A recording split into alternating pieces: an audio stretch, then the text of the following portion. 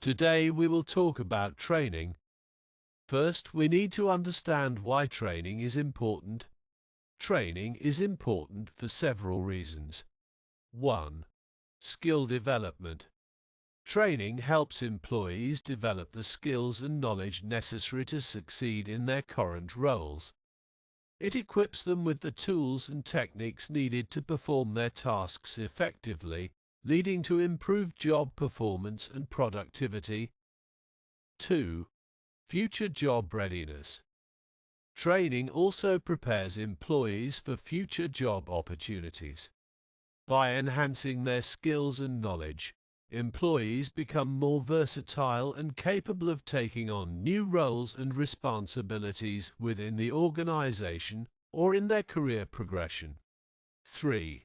Consistent service. Strategic training ensures that employees consistently deliver high-quality service that attracts and retains customers. By providing employees with the necessary training, they can better understand customer needs, enhance their communication and problem-solving skills, and ultimately provide a positive customer experience. 4. Competitive advantage. Investing in training can give a company a competitive edge.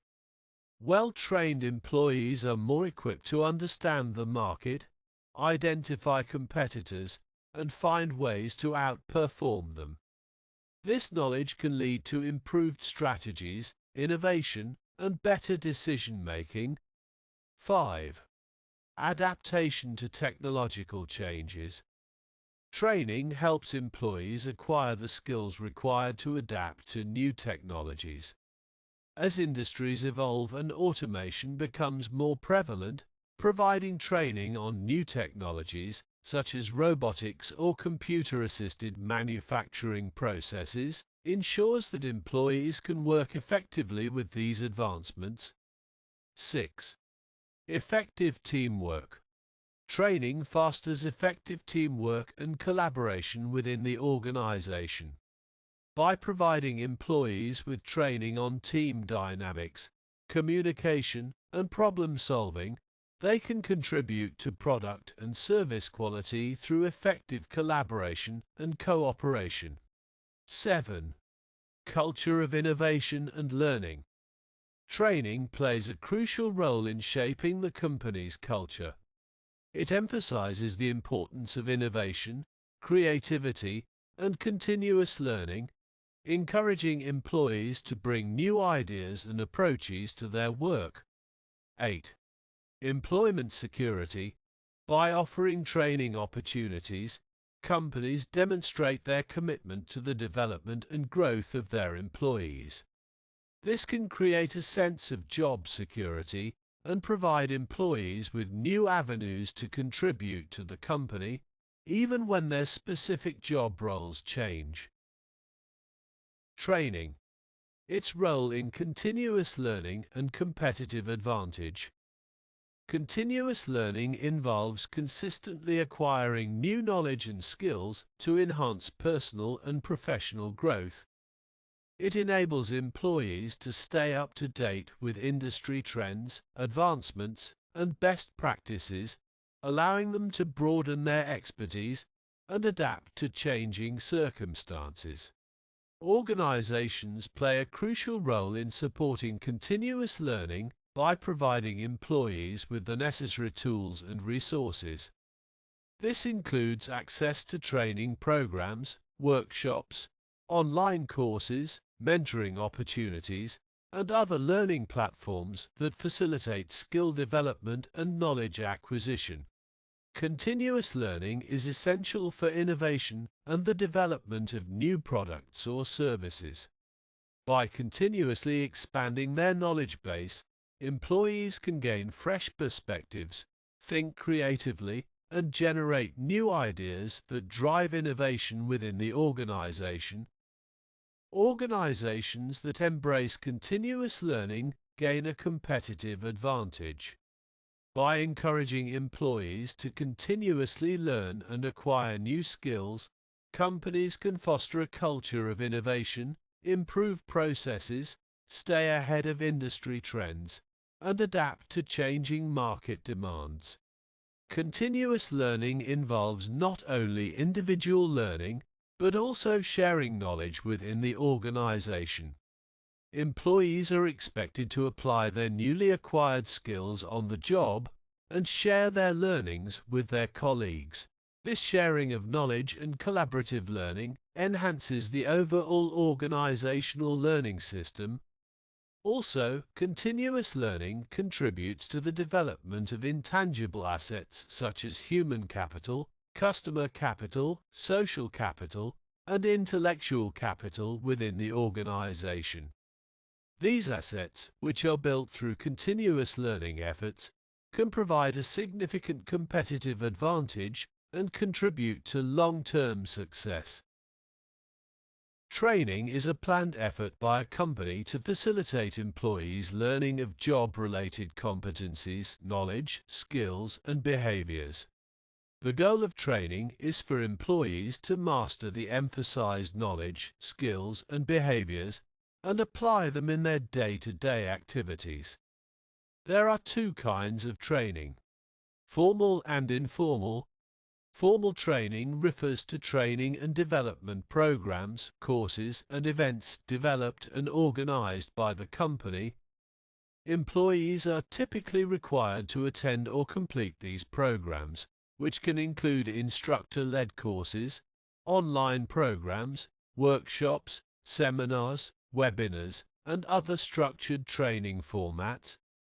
Informal training is learning initiated by the learner, involving action and doing, and motivated by the employee's intent to develop their skills. It does not occur in a formal learning setting and is conducted without an instructor. Informal learning can happen through casual interactions with peers, informal mentoring, self-study, or technology-aided social interactions, such as social networking websites. Additionally, there are two kinds of knowledge: explicit and tacit knowledge. Explicit knowledge refers to knowledge that is easily articulated and can be transferred easily from person to person. It includes processes, checklists, flowcharts, formulas, and rules. Explicit knowledge is the primary focus of formal training programs, as it can be effectively conveyed through structured learning methods. Tacit knowledge refers to skills, ideas, and experiences that individuals possess but are not easily codified or expressed. People may not be aware of the tacit knowledge they have, and it often requires personal contact, regular interaction, and trust to be effectively transferred. Tacit knowledge is context-specific and is typically gained through practice and social networks. Examples include language proficiency, playing a musical instrument, or using complex equipment. Knowledge management is the process of enhancing company performance by designing and implementing tools, processes, systems, structures, and cultures to improve the creation, sharing, and use of knowledge. It involves capturing, organizing, and disseminating explicit knowledge, as well as facilitating informal learning and knowledge sharing within the organization. As you see, this figure shows the 6 stages of the training process, which are as follows. 1. Assessing needs.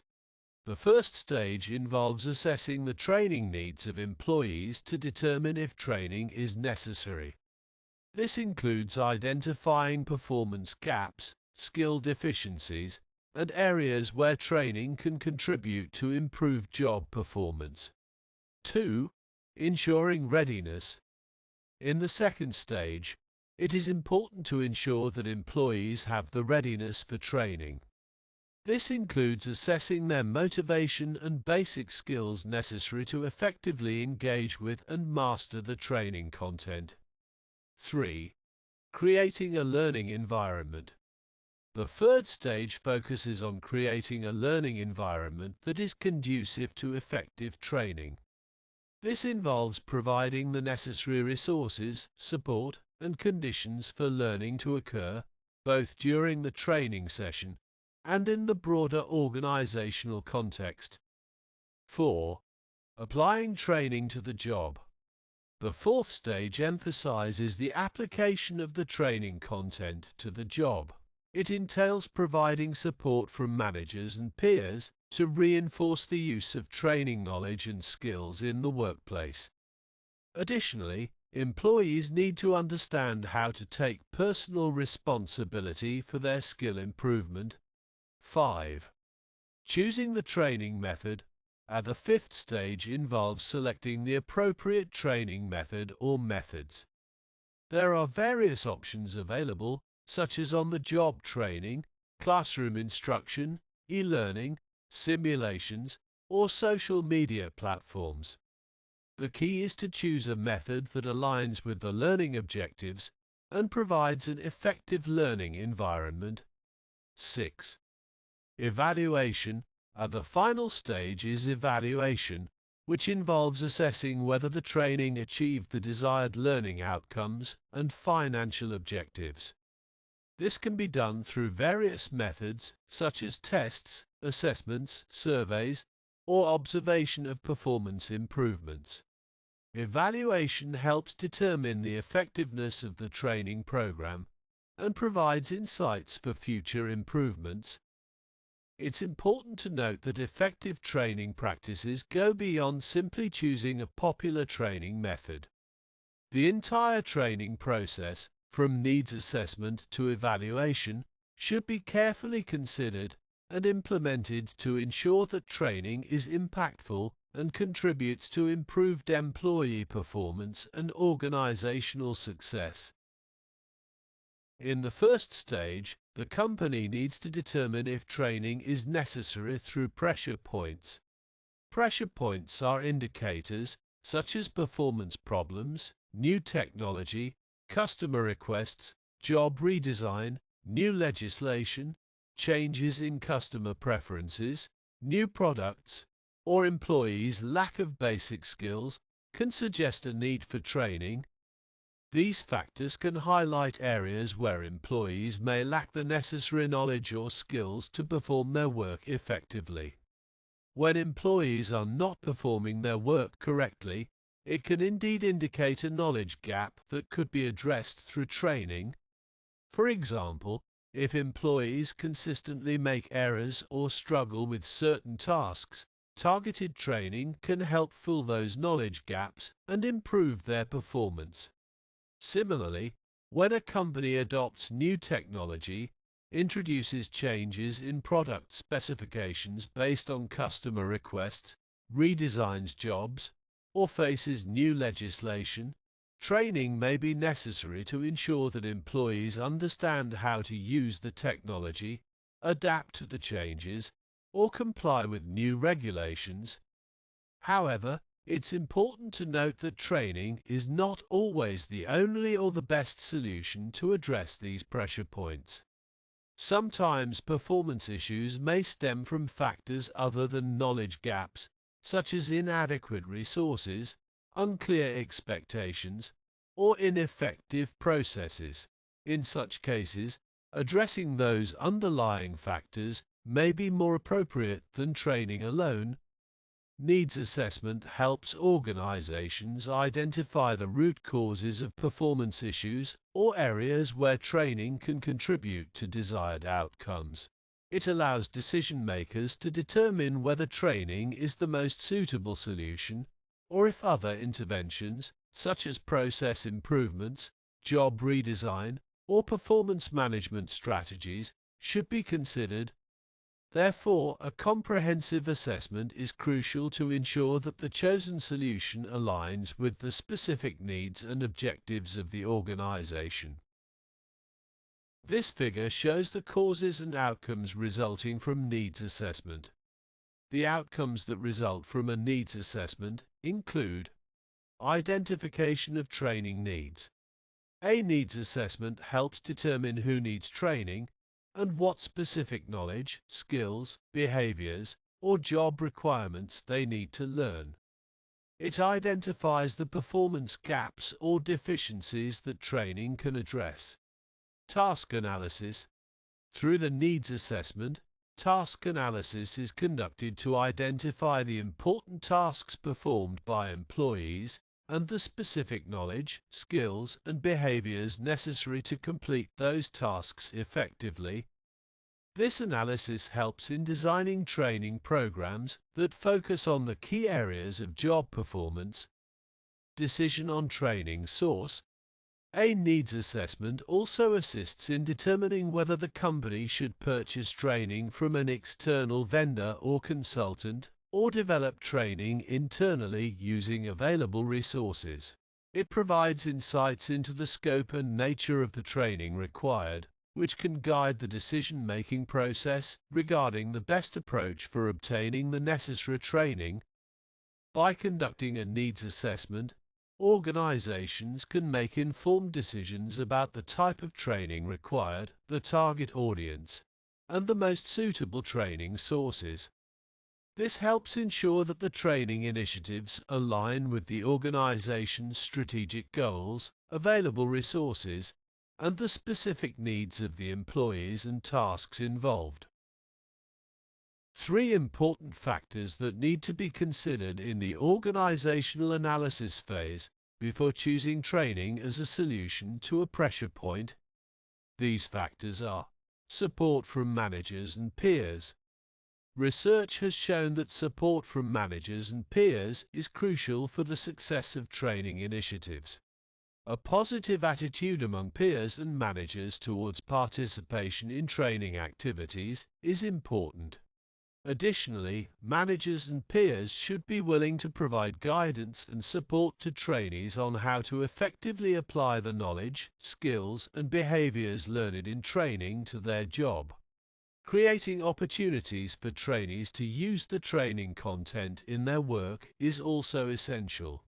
If there is a lack of supportive attitudes and behaviors from managers and peers, employees may be less likely to apply the training content to their job. Alignment with company strategy. Training should be designed in a way that aligns with the company's overall strategy. The training content, objectives, and methods should support the strategic goals and priorities of the organization. By ensuring that training is directly linked to the company's strategy, it becomes more meaningful and relevant to employees, and its impact on performance improvement is enhanced. Training resources.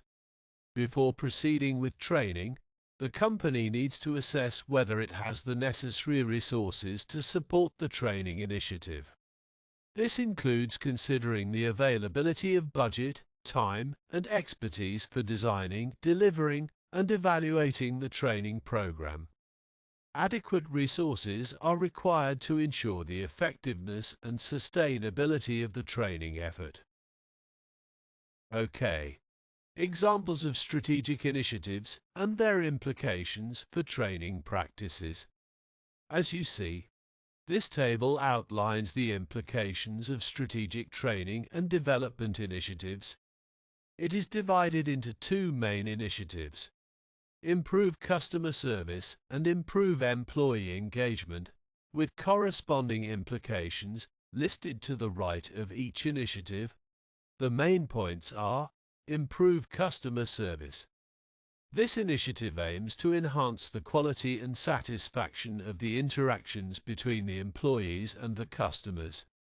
The implications include ensuring that employees have the necessary product and service knowledge, skills for communicating and resolving issues with customers, and understanding of their roles and decision-making authority. Improve employee engagement. This initiative aims to increase the commitment and involvement of the employees in their work and the organization. The implications include ensuring that employees have opportunities to develop their skills and careers, understand the available career and personal growth opportunities, and address their current job needs as well as future aspirations. Also, there are factors that managers should consider when determining if training is needed to address a problem. These factors are part of the person analysis process, which helps assess whether employees require training, who specifically needs training, and whether they are ready for training. Let's review these factors. 1. Importance and cost of the performance problem. Managers should evaluate the significance of the performance problem and its potential impact on the company's productivity or customer satisfaction.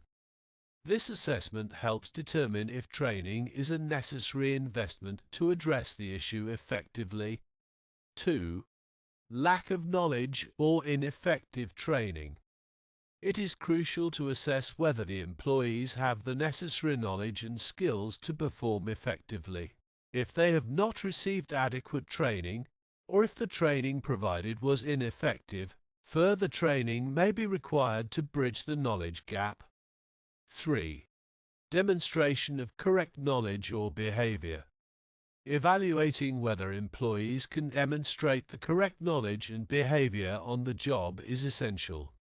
Even if they have received training, if they fail to apply the acquired knowledge or skills in their work, additional training or support may be necessary. 4. Clear performance expectations and lack of obstacles. Managers should ensure that performance expectations are clearly communicated to employees and that there are no obstacles hindering their performance, such as faulty tools or equipment. 5. Positive consequences and rewards for good performance. Assessing the presence of positive consequences or rewards for good performance is important. If employees are not incentivized or rewarded for their efforts, it may impact their motivation to perform well, irrespective of training. 6. Timely and relevant feedback. Providing employees with timely, relevant, accurate, constructive, and specific feedback about their performance is crucial. Feedback helps them understand their strengths and areas for improvement, which can guide the effectiveness of training interventions. 7. Feasibility of alternative solutions. Evaluating whether alternative solutions, such as job redesign or transferring employees to other roles, are feasible and cost-effective is essential. Training should be considered in light of other potential solutions to determine the best course of action. By considering these factors, managers can make informed decisions about the necessity of training and identify the specific employees who would benefit from it. This analysis helps ensure that resources are utilized effectively and that training initiatives align with the needs of the organization and its employees. The second stage in the training design process involves evaluating employees' readiness for training. Readiness for training refers to the employee characteristics that contribute to their desire, energy, and focus necessary for effective learning from training. Motivation to learn is a crucial aspect of readiness for training, and numerous research studies have demonstrated its positive correlation with knowledge gain, behavior change, and skill acquisition in training programs. Employees who are motivated to learn are more likely to master the training content, including knowledge, behaviors, and skills. To ensure employees' motivation to learn is high, managers can take several steps. Foster self-efficacy. Self-efficacy refers to an employee's belief in their ability to successfully learn and apply the content of the training program. Managers can support self-efficacy by providing positive feedback, emphasizing past successes, and offering support and resources to enhance employees' confidence in their learning abilities. Communicate the benefits of training. Employees should understand the benefits and relevance of the training to their job and personal development. Managers can clearly communicate how the training will contribute to their skills, career growth, and overall job performance, which can enhance motivation to learn. Consider individual training needs and career interests. Managers should be aware of employees' individual training needs, career interests, and goals. By aligning training opportunities with employees' aspirations and development goals, motivation to learn can be enhanced. Understand work environment characteristics. Managers should consider the work environment and its impact on employees' motivation to learn. Factors such as supportive colleagues, clear expectations, and resources for applying training outcomes in the job can positively influence motivation. Ensure basic skill levels. Employees should possess the necessary foundational skills required to engage effectively in the training program. Managers can assess and address any gaps in basic skills to ensure employees can fully benefit from the training. Training programs must include specific learning principles. Educational and industrial psychologists have identified several conditions under which employees learn best. This slide illustrates the events that should take place for learning to occur in the training program and their implications for instruction. Need to know why they should learn. Employees must understand the reason for the training and the objectives of the training. Meaningful training content. Motivation to learn rises when the employee knows that the training will help them work better or solve performance problems. Opportunities for practice. The trainee needs to demonstrate the skills learned through practical application. Feedback. Feedback helps the trainee to adjust behavior or skills, observe, experience, and interact with training content, other learners, and the instructor. Learning by doing and observing peer actions at work aids in the learning process. Good program coordination and administration. Ensure that the classroom tools are complete for training work, such as blackboards, pens, projectors, lights, and other equipment. Commit training content to memory. Review what has been learned in training courses. Third stage, creating a learning environment. Learning through training programs should aim to bring about permanent changes in behavior. In recent years, many companies have embraced the principles of micro-learning to enhance employee engagement, motivation, and retention of information. Micro-learning involves delivering training content in small, easily digestible chunks. These chunks are typically presented through videos or games that are short, typically lasting 5 to 8 minutes.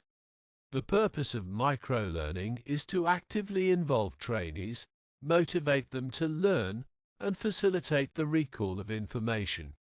There are several ways in which micro-learning can be implemented.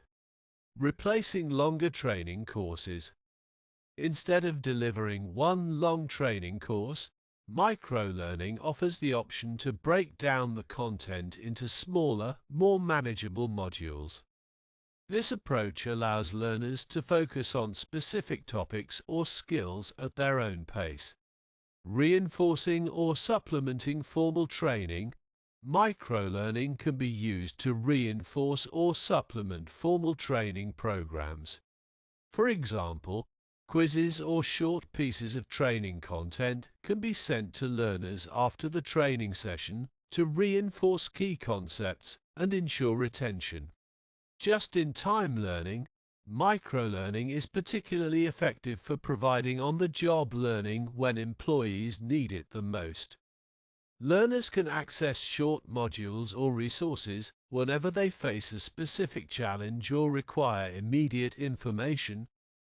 The primary benefits of micro-learning for learners revolve around convenience and time efficiency. Learners can access training content at their convenience, and the short duration of each module allows them to fit learning into their busy schedules. Microlearning also enables tracking and reporting of trainees' progress in games or simulations, and content can be linked together based on topics or skills. However, one potential barrier to effective microlearning is the lack of accountability for learning.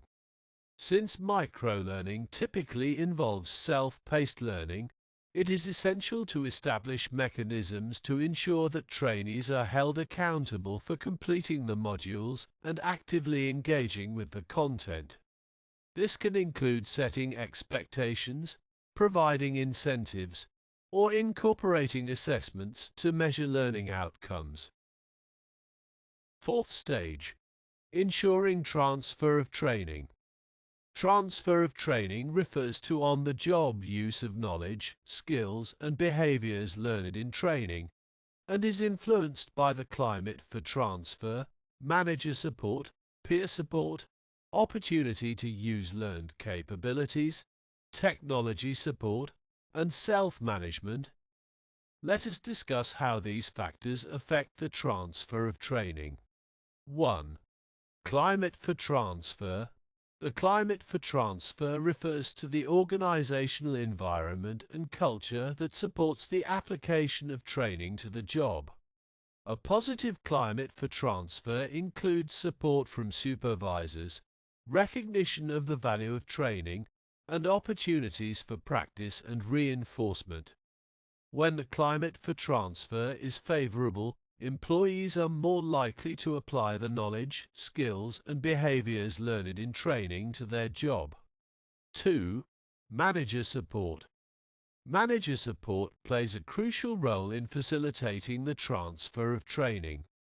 It involves managers emphasizing the importance of attending training programs and stressing the application of training content to the job. When managers actively support and reinforce the training, employees are more motivated to apply what they have learned in their work. Manager support can be demonstrated through encouragement, resources, feedback, and ongoing discussions about applying training content. 3. Action plan. An action plan is a written document that outlines the specific steps that both the trainee and manager will take to ensure that training is successfully transferred to the job.